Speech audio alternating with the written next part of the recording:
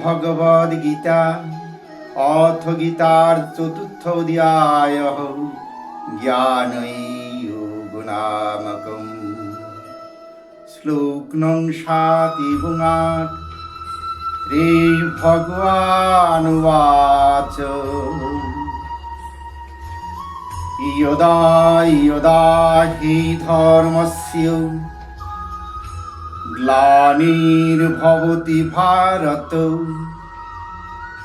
অভ্যুত্থানম অধর্মস্য তদাত্মানম সৃজাম্যহম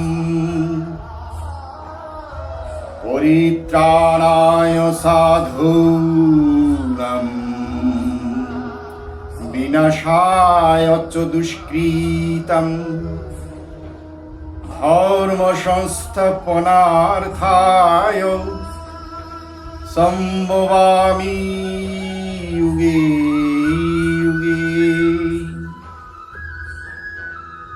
সরলার্থ, এই ভারত যখন এই ধর্মের গ্লানি বা অধঃপতন শুরু হয় এবং অধর্মের অভ্যুত্থান হয়, তখন আমি নিজেকে প্রকাশ করি, অবতীর্ণ হই।